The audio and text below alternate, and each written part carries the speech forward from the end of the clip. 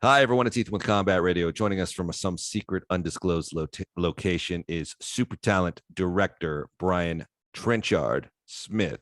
He's also the author, well, he's a collector of fabulous, colorful shirts, and he's the author of an excellent book called Adventures in the B Movie Trade, which some people are comparing or saying that it's the greatest book ever written since the Bible. Well, we're here to find out if that's true. The man is a super talent, as we have said. He gave us so many of our classics. I want to actually start from left field, if I could, Brian, real quick. You worked with Peter Weir, cutting the trailer for Picnic at Hanging Rock.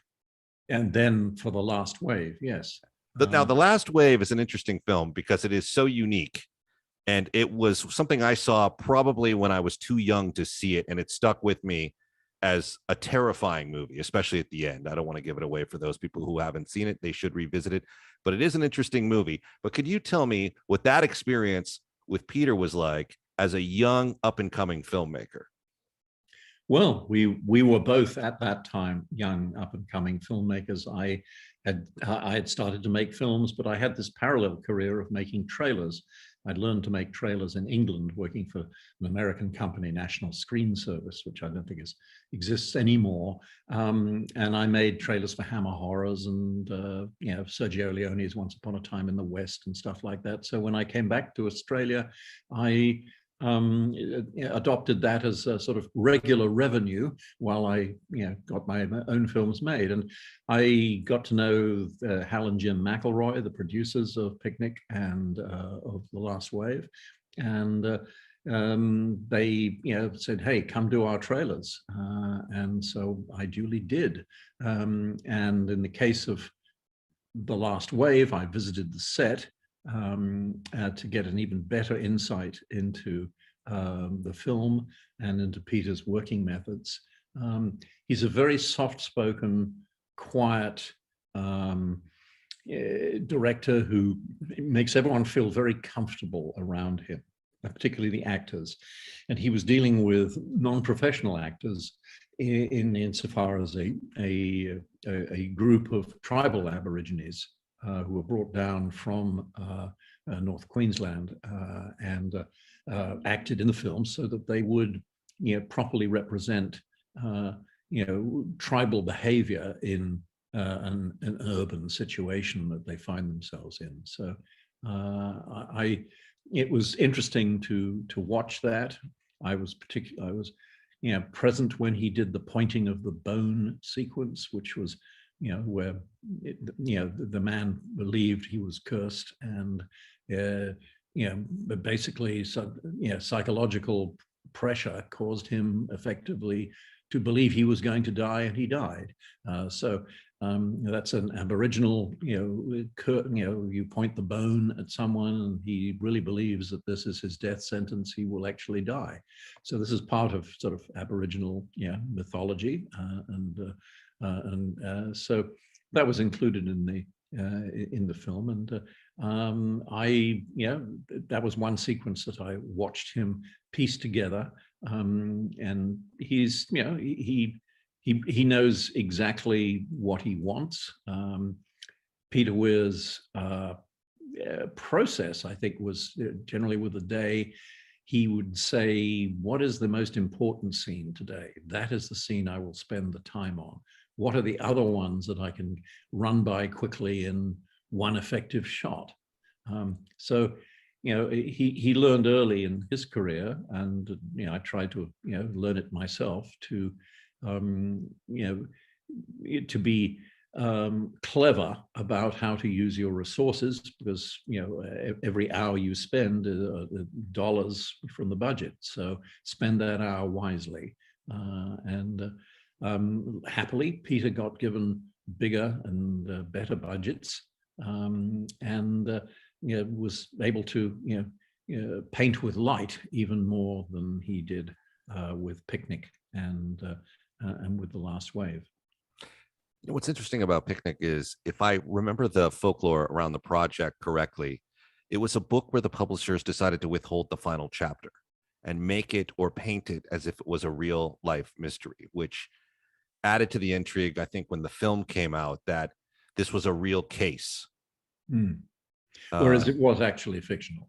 Yes. There's many cases of people getting lost in the Australian bush and never being found, or possibly disappearing through cracks in the earth. Right. So and he Peter's expertise is in creating the theater of unease. Yes. And there's many ways to scare people. There are slasher pictures, and don't open that door, and boo moments, jump moments. These are the more overt ways of getting the audience's attention in a horror or suspense genre. But Peter builds it with just a slow, gradual juxtaposition of imagery, and that cumulatively unsettle the viewer. Yeah, he's like an Iron Maiden torture device that slowly gets ratcheted to the point of just absolutely excruciating before the whole sort of story breaks in the audience's favor. Brilliant work. We're going to get to some of yours in a minute, but the question that comes to mind when you were talking about Leon and Once Upon a Time in the West, did you ever cut a trailer and Leon was quite the character, as is Weir, but did you ever cut a trailer and have someone come up to you and either love it or hate it or not understand? Because there is a real impact with trailers that has to be achieved, and I think some people overcut and put too much in it. And I'm curious, as an artist such as yourself, who's gone on to do some great entertaining movies, that did you ever come across someone who said, Brian, what are you doing? How dare you cut the explosions out of Duck You Sucker, or whatever it might be? Yes, I've had a very distinct experience in that regard. Basically, the second trailer that I made for National Screen Service, the first one was for Land Raiders, a Telly Savalas Spanish, or a paella Western, you might say, with Telly Savalas and Arlene Dahl and George Maharis. Anyway, second trailer, I was given this £300,000 British art movie directed by, a eminent documentarian, Lindsay Anderson, and it was called If. It was set in an English public school, just like, in fact, partially based on the one that I went to. And so my boss thought, well, you're an ideal person to make this trailer. So let's go and talk to Paramount and see what they want, how to sell this film. So I went to the Wardour Street offices in Soho of Paramount and spoke to their head of publicity, whose name was Jerry Lewis, with a G. And he said, look, do whatever you like, but whatever you say, don't say it's set in a school. Yeah. Because school pictures, circus pictures, boxing pictures, one makes a lot of money, then you make 9 more and they all lose money. So do something wacky and something, swinging London-ish. This was 1968, you see. And so, okay. And I kind of use as my role model a trailer that had been made for Midnight Cowboy in a way, which was a lot of sort of random lines juxtaposition that had an ironic effect. And didn't really tell the story because they had to avoid, gay hustling and things like that in the trailer they wanted to dance around that. So I made what I thought was a trailer of one-liners full of nice ironic juxtapositions. And so we screened it for Lindsay Anderson at a private theater in Soho. The lights came up. And he turned around to me, I was at the front row with his writer, David Sherwin, and turned around to me and my boss, Esther Harris, and he screamed at me. He said, I don't know what the fuck's going on. You have trashed my movie. And I protested, no, sorry, Mr. Henderson, I really liked your movie. I really understood it. The last thing in the world, I would do to trash it. But my boss said, we will fix it. Don't worry, Mr. Anderson, we will fix it. Paramount thought, oh, goodness me, what are we going to do about this? So Lindsay Anderson says, I'll make my own trailer. And he made the trailer that Paramount didn't want, which was a sort of documentary trailer. This is a school. These are the masters. These are the pupils. This is what's going on. And it wasn't a bad trailer, but it was just not what I'd been asked to make. So that was, how to be really roundly bitch slapped by an eminent director on your second trailer. There's a lot of lessons in moments like that, though, isn't there, Brian? Humility. Right. And also learn to navigate a landmine that a production may throw at you. The other question I had, are we talking about If with Malcolm McDowell? Yes. So you cut your teeth on some movies that were notoriously uncomfortable, had uncomfortable moments to watch. I'm wondering if that sort of, if those early days sort of shaped you as a director, because I want to talk about The Siege of Firebase, Gloria, which stars Arlie Emery, who I met when I was working for John Milius over at Warner Brothers. And I was surprised actually at how nice he was, because we kind of pictured the Full Metal Jacket guy. He was a sweetheart, actually. Yeah, very much so. And Wings Hauser, who notoriously hated my boss because he had come up with the idea for Uncommon Valor, which Milius would produce and end up rewriting, and Hauser would lose some credit in arbitration. But he told me a lot about it. Yes. What did he say about that? That's interesting, because I've never talked to Wings, but I have talked to Milius about it. Well, look, he said they ruined my script. Yeah, basically. I've heard that too from him. I mean, I could say the same about it. Well, because I've actually never been substantially rewritten. So I've been lucky in that regard. I've had stupid network and stupid studio notes, but I've never, been totally rewritten to the point of not recognition. But so Wings felt that they ruined his script, and he should have got more, and and so forth, more money, more credit, and maybe a substantial role in the film. But Milius has he had his own agenda, and I've met him a number of times before and after his stroke, and a very nice man. He came to dinner. No, came to lunch at our house once, and he was over 300 pounds at that point, and he broke the arm of the chair he was sitting in, but he had a good lunch, and we fed him well. He had a really good piece of salmon and mashed potato and so forth, but a very charming man, full of wonderful stories. But, well, look, we're all the heroes of our own story, and, every creative person has an ego. So it's you have to learn to not to be too bruised by the vicissitudes of Hollywood. You have to embrace them and move on.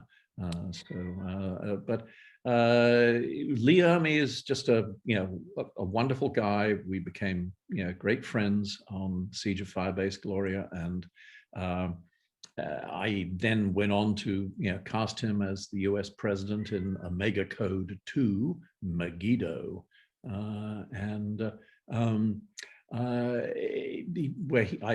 he said, "How do you want me to play this president?" I said, "A mixture of Eisenhower and Truman."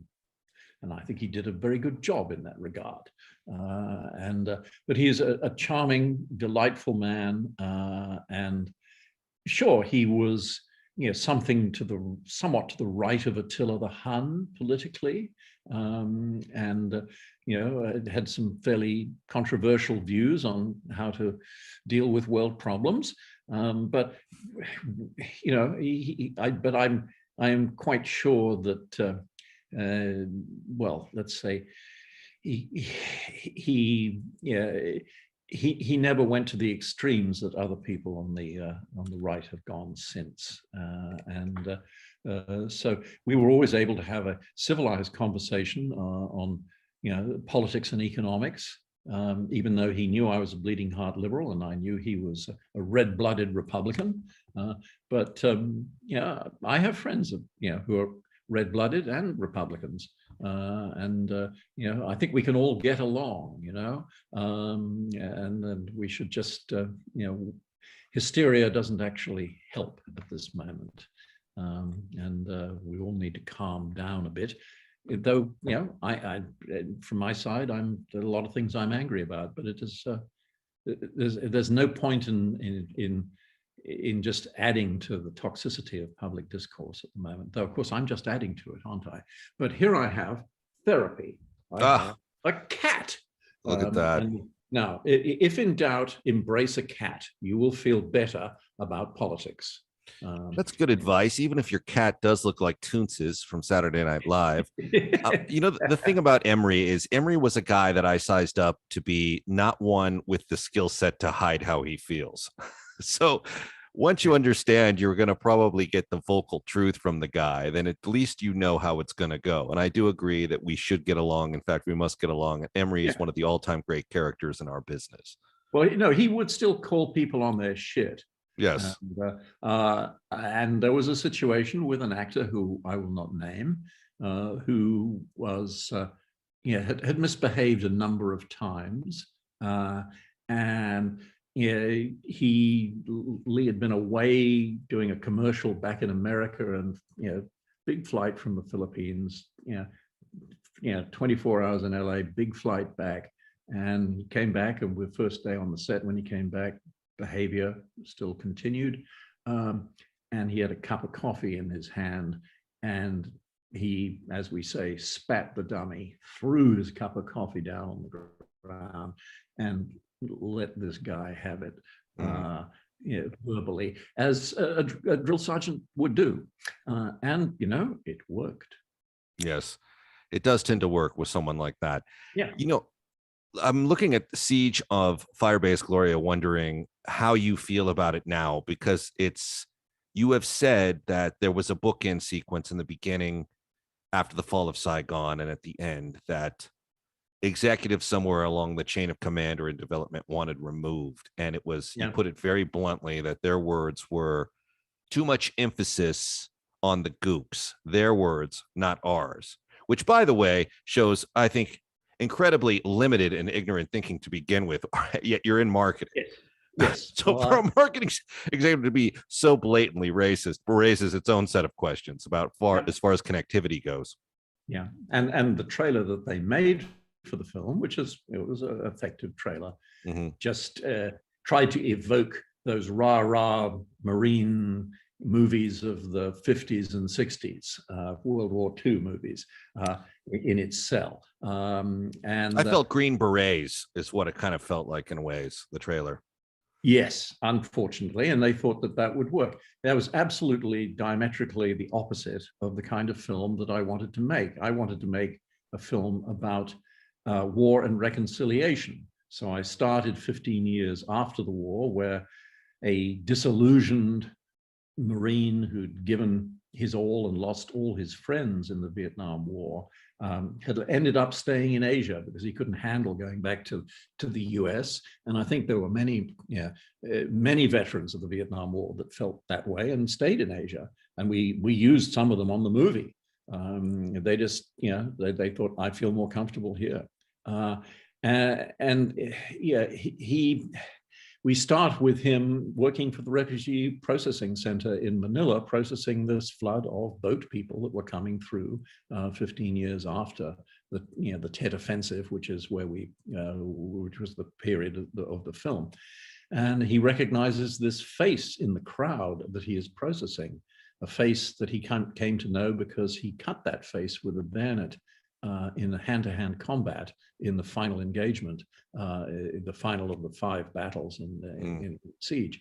And sitting beside him is a 15-year-old boy who was just a child. And you know in the film that particular North Vietnamese commander rescues the child after killing Wings Hauser and takes the child back.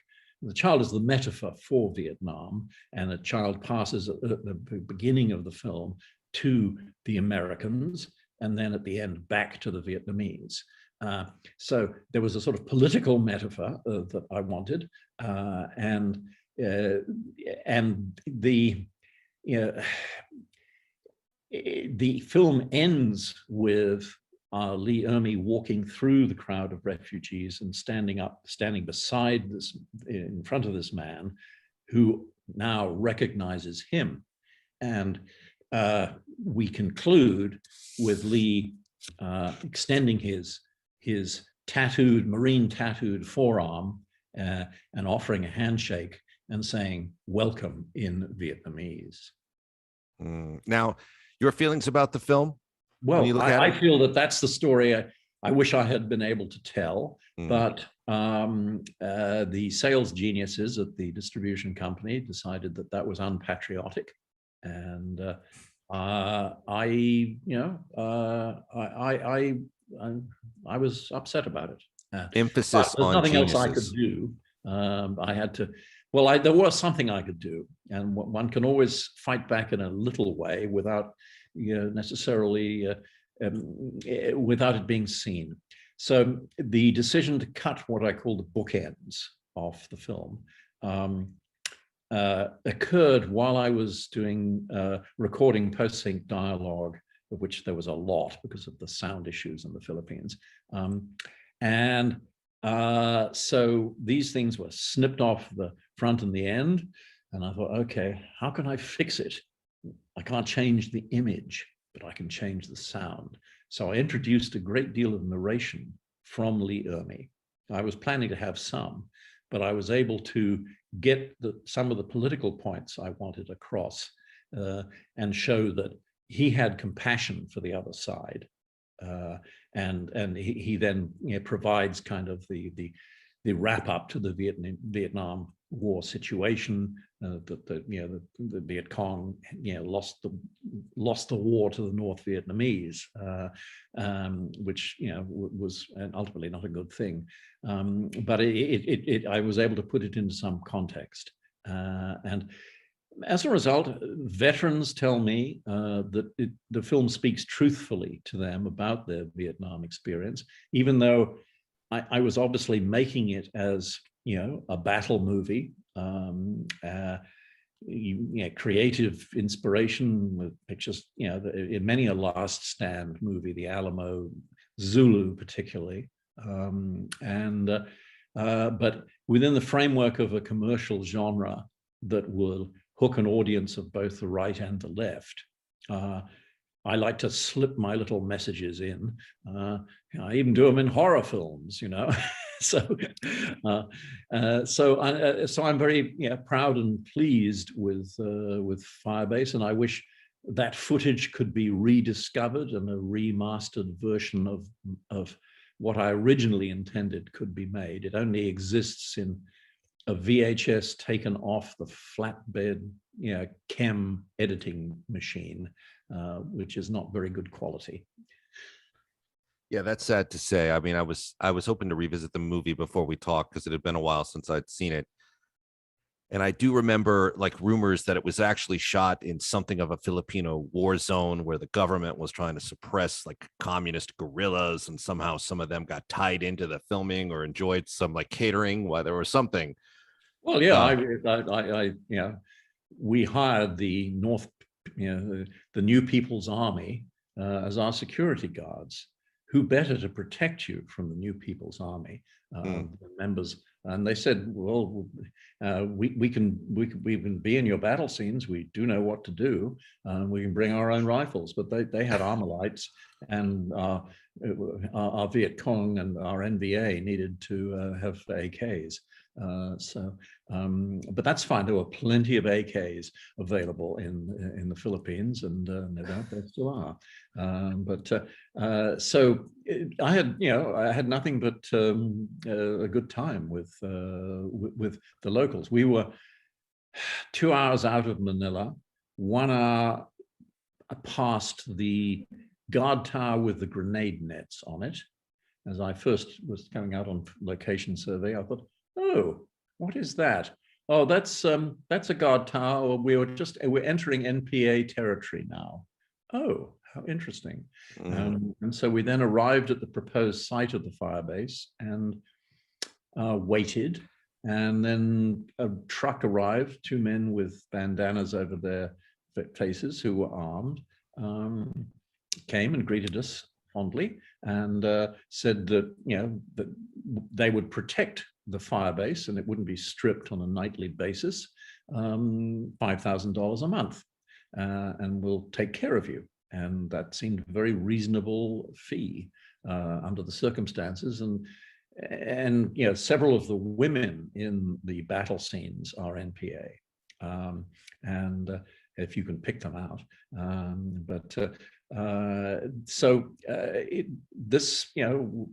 We had a good experience with them. Of course, the producers were a bit late with the last payment. And so, you know, I'd gone back to Manila to shoot other scenes and left my second unit director there. And he got a message at his hotel one morning saying that, don't come out today. They haven't paid. You do not want to be kidnapped. Right. So he duly stayed in the hotel for 2 days, and then the fee was paid for the extra week. And that was fine. Now, there's a line item in Filipino budgets at that time in 1988 called The Good People. And there was always, you know, you had to put up something. If you're going to shoot outside of Manila, you had to put in something for the good people. The good people was just the code name for the NPA. Anyway, we don't need to ask too many questions on where these AKs showed up. There's no reason to really go down that rabbit hole, is there, on a movie? And I have to say, though, with all due respect to you as a director making the command visual decisions and your location department, as soon as I see a guard post with grenade nets, I'm going to put my hand up and say, Brian, what's wrong with Hawaii? Too expenve. That's the answer. Uncommon valor, shot in Hawaii. It was. Expensive. I've shot in Hawaii, done tides of war in Hawaii, and Aztec Rex, one of my guilty pleasures. It's a full union town. And we could, you know, on Aztec Rex, we could only afford 6 Aztec extras in full costume. Whereas if we'd gone to Mexico, we could have had 30. So there are economic reasons why people go to third world countries that have flourishing film industries of their own and make use of the talent there. And look, it adds to the realism, right? The grenade nets, the guard towers. Well, yeah, it adds to the mystique. It was by some people felt it was an unsafe location, but all of us survived. There are many stories which I do tell in my book, which I will now do the shameless plug. The cat is ashamed of me and now leaping off my lap. But Adventures in the B-Movie Trade will give you the 580 illustrated pages, a lot of interesting war stories, including things that happened on Siege of Firebase, Gloria, and I cover all my 41 films and several of the TV series that I've directed for, and well, I'm very happy to and very lucky to have had all those opportunities. I am now obviously considered past my use-by date at 75, though personally I think I could do Ben-Hur too. But anyway, that's show business. Or the Ben-Hur 2 equivalent, Man from Hong Kong 2. Man from Hong Kong. Well, it should be actually the Girl from Hong Kong. That's what it should be. That's more in tune with our. Can we talk about that for a moment? I mean, you have some pretty eclectic personalities on there, including ex-Bond member George Lazenby, but also Sammo Hung, who wasn't quite Sammo Hung yet to the world outside, Asia. But he certainly would become a legend soon enough to Westerners. How was that experience? It was wonderful, though Sammo and I did not speak a word of each other's language. Right. But doesn't he communicate by doing a stunt demonstration? I had heard that he likes to show what he can do. Absolutely. On introductions. He'll do a kick or something. Well, that was not exactly how we first met. But he came as part of Jimmy Wong Yu's sort of contingent, but he's you could tell immediately he was enormously talented, and he was we kind of communicated with sign language, so to speak, but he was there to choreograph fights, and Jimmy's fighting style, while he had done classic Hong Kong or Shaw Brothers style, his own personal style was pretty much street fighting. And I wanted to have a number of different styles of fighting in the film, and Samo knew well how to choreograph them all. But the kitchen and restaurant fight is much more of a street fight, whereas the Martial Arts Academy is more of a classic Shaw Brothers gymnasium fight. But Samo and I, were without an interpreter in the heart of the Australian desert at the rock known as Uluru. Used to be called Ayers Rock because naturally the British explorers named everything after themselves. But the ancient name was Uluru, the world's largest monolith, 6.5 miles round, 900 feet high. So that's where we staged the opening sequence of Man from Hong Kong, which is the last thing we shot in Australia before moving to Hong Kong. And the previous interpreter had gone back with Jimmy Wong Yu. So we took Samo to this remote place. And it was quite obvious to him what I was asking for and inviting his suggestions. I'd encouraged him to lean towards groin kicks because groin kicks had been previously banned in movies, and I was trying to push the envelope in many directions. So it was, and we did all that stuff without padding on the rock. When he picks up a rock and hurls it at Roger Ward, it's a big rock and it's a real one. It's not made of plastic. Roger gets out of the way, so it was a great experience. And Samo, for all his weight, is a charismatic and kind of attractive person to the opposite sex. And I know that he was only 22 when he came, and he met a waitress at the hotel and cafe at the base of the rock, and I think they had a wonderful night together.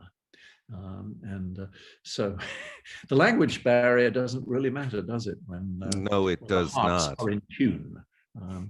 Anyway, I'd love to see him again. When he came to Australia to make a couple of films as a director, I was not there. I was working in Hollywood at the time. And I'd love to see Jimmy Wong Yu again, but he's kind of reclusive. He had a stroke, but he's still practicing business at least. So who knows? Maybe I'll get end up at a film festival or retrospective screenings where he in Asia where he will be present or something like that. That would be nice. Well, the book is called The Adventures in the B Movie Trade. My guest is director Brian Trenchard-Smith. There he is. He's holding it up. We'll be right back with more in a moment.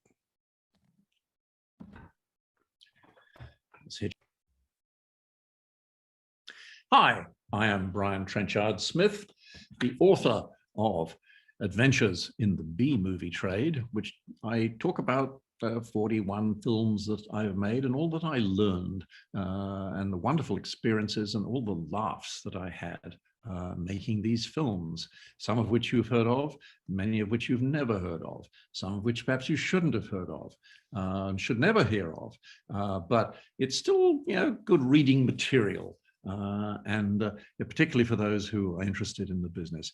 And I wish you all a wonderful holiday season in which this will be good holiday reading, either on the plane to Thanksgiving or to Christmas gatherings, or when you need to escape from the crazy uncle who's just driving you mad with his, well, you know what he's saying. Just go find a small room there and pick up the book and cheer yourself up, and the world will look much better again. Anyway, Merry Christmas, Happy Holidays, Happy, Hanukkah, Kwanzaa, peace and love to all mankind. We could sure use it. Welcome back. Well, this man has directed some of your all-time favorites, whether you know it or not. And if you don't know it, you're going to need to find that out real quick. He's fortunately got his entire library online where you can take a look at some of these works of art. He's one of Tarantino's favorites. Tarantino often sheds praise on this guy, as well he should, because this is the guy that brought us movies like Stunt Rock, other classics like The Man from Hong Kong, which we've covered and we should talk more about. But you've worked with so many different eclectic pieces of talent and so many interesting movies, Brian. Do you have a favorite? Do you sit back and go, tonight it's all about dead end driving? Or what do you do? How do you BMX Bandits tonight, baby? Do you have something you like? I don't know. Which is my favorite child? Mm-hmm. Yeah, Well, most people, some people have one. So. Yeah, I know. Luckily I have two sons, and they're both my favorites. Good, politically correct. And they're wonderful people, and I learn from them, as one should, from the young and from one's cats. There's definitely, you haven't had enough attention yet, I see. Yes, I actually forgot the import of your question then. What do you have a favorite film of your? Favorite. Well, look, they're all favorites in different ways. I mean, I am proud. Let me see. The ones I am proudest of, obviously, Man from Hong Kong, your first one, where you somehow got it made under really difficult circumstances. Though I'd made some dramatized documentaries before that, but I'm proud of that. I'm proud of BMX Bandits. I'm proud of Frog Dreaming, otherwise known as The Quest in America, with Henry Thomas, the kid from E.T., who is still delivering wonderful performances many years later. I cast him again, 15 years later in Happy Face Murders opposite Anne Margaret and Marg Helgenberger, and he was still the good, solid actor and decent young man that he was when he was 14. And so I'm proud of Frog Dreaming, as it's known in Australia, or The Quest, Siege of Firebase, Gloria. I'm very proud of my World War II film, Sahara, with Jim Belushi, a remake of the classic Humphrey Bogart film, which is generally the way to enrage people, to remake a beloved classic. And it seems that few people actually got as enraged as they thought they might be when they heard it was going to be made with Jim Belushi. Now, some people just don't like Jim Belushi. I like Jim Belushi, and he's a good guy anyway. But I thought he was perfect for the role of the gruff, hard-bitten, but soldier with a heart of gold. And so I'm proud of a film I shot in 18 days in available daylight in a very wide beach, doubling for the Sahara Desert, which in Australia. So I'm proud of that. So I could go through my whole 41, but honestly, those stand out. I think as films that people will still be interested in after I'm gone.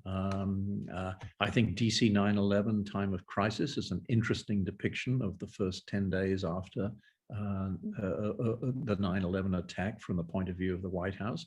Even if you do or do not approve of that particular presidency, I think it is a factual depiction of what the presidency went through in that crisis.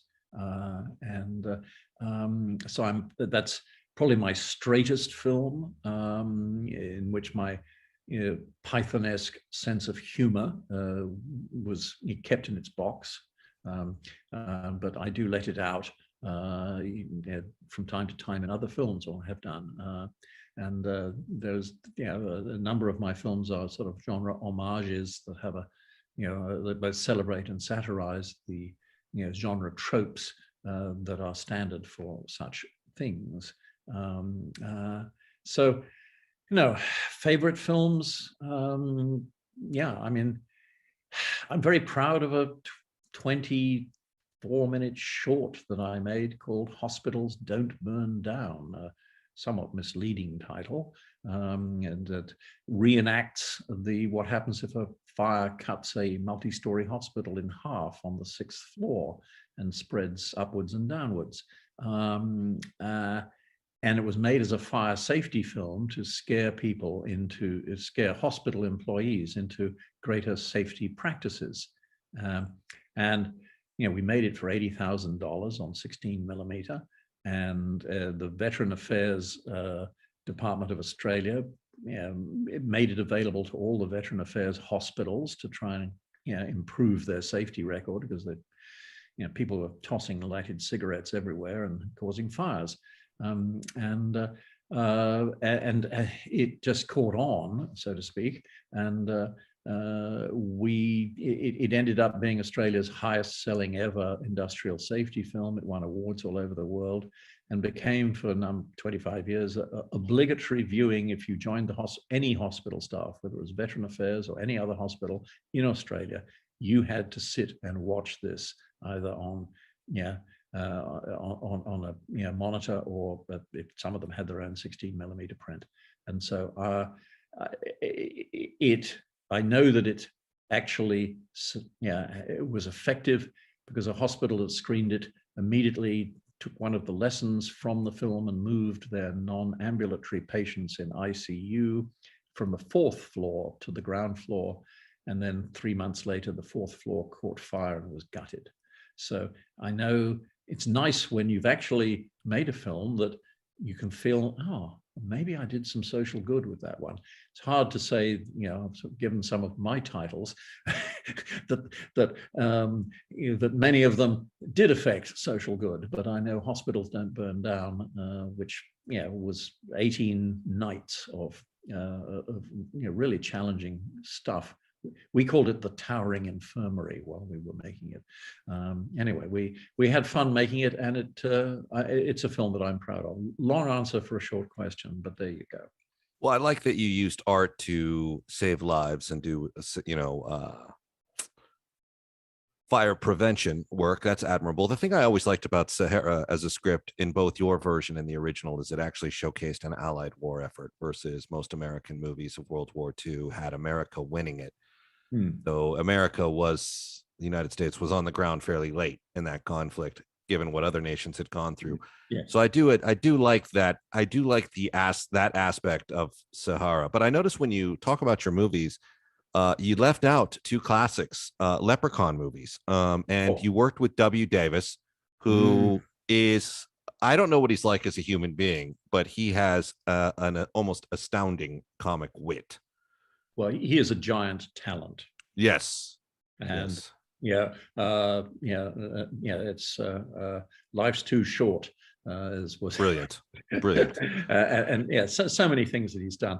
And we got along really well. He felt a little disappointed in Leprechaun 2 because they sort of kept him in the shadows a lot and didn't exploit what he had to offer. And, when you go through 2 3/4 hours of prosthetic makeup in the morning and then 45 minutes taking it off in the evening, and you sit in that makeup all day, you want to work. You don't want to be kept as a lurking presence in the shadows. So I wanted to exploit his sense of humor and to allow mine to go full rein. I mean, the distributor at that point thought number 1 worked well.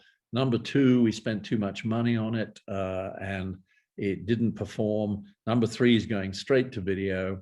To set it in Vegas, you've got enough money to shoot it in 14 days. They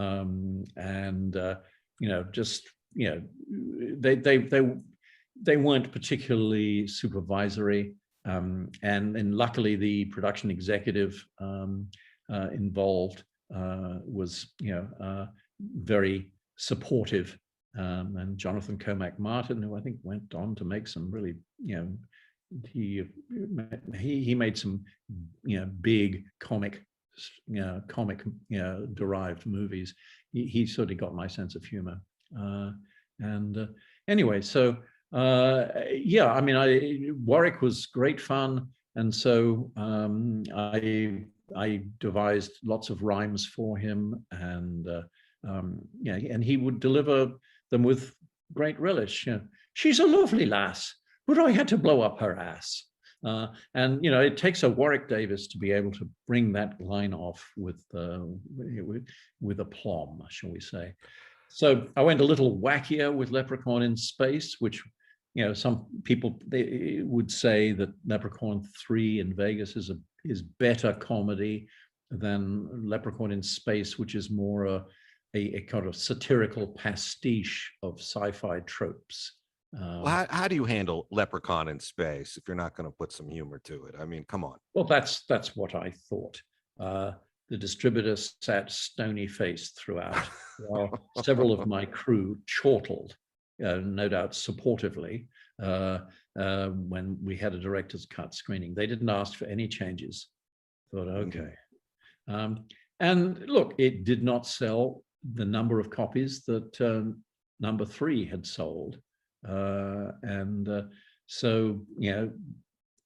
from their point of view, it didn't hit the mark. It didn't have enough horror, and it had too much humor. I mean, you do have to please your masters, and I don't set out to displease my masters. I just try to influence them in my direction, let's say, and because I think the reason that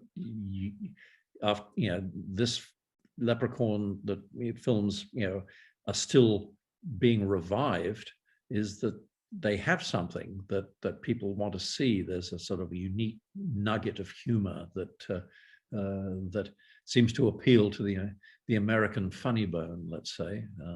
I mean, it's not a popular film in Ireland, but anyway, I made a film in Ireland and I asked, no, they said, we forgive you. The Irish stereotypes were naturally littered all over both films. I'm pleased with those because I was able to express my sense of humor. Same with Night of the Demons 2. Halloween night in St. Rita's Academy for Troubled Teens. What can happen?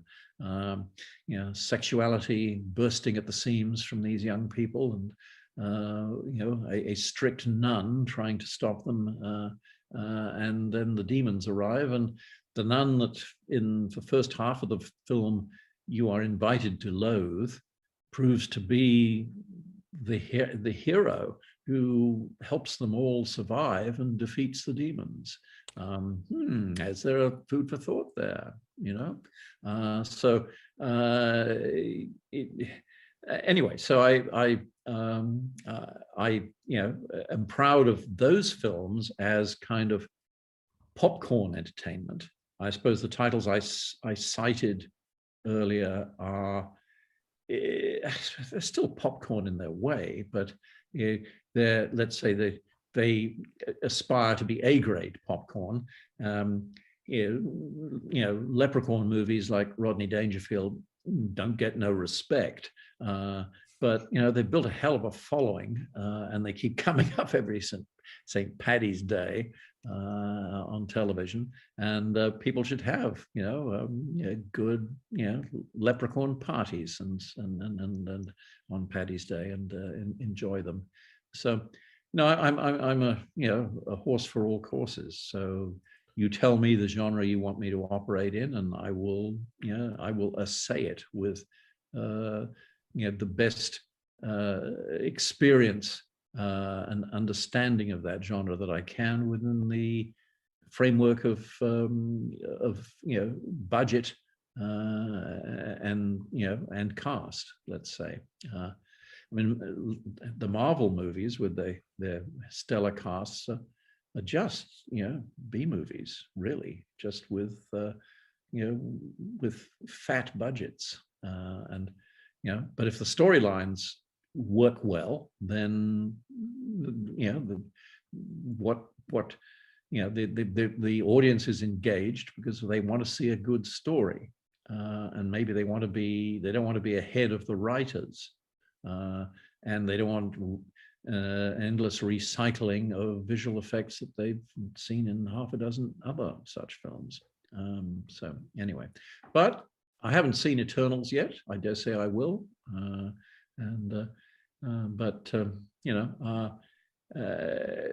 Anyway, that's my little aside about B movies. B movies don't get any respect, but they still are hard to make. And a lot of people, a lot of effort and care into making them as entertaining for their target audience as they can within the resources available. Well, brother, you can certainly set it up. That much we know to be true. And when we get you back for a part 2, we're going to look more closely at these movies that you refer to as B movies. But I just think it's all art collectively. Exactly. Yeah. The book is called Adventures in the B Movie Trade. My guest, Brian Trenchard-Smith, the brilliant man behind both the book and the movies in it. Exceptional amounts of entertainment. I mean, if you've got a liquor store close to you and access to some of these movies, you're in for one hell of a night or nights. You can find them a lot on the streaming services. Not that I get a penny from it, but too bad. I just want my work to be seen. I'm in the business of laughs and gasps, and that's what I offer, with maybe a nugget of slightly subversive politics every now and again, and a questioning of the system, in the hope that we might improve it. I've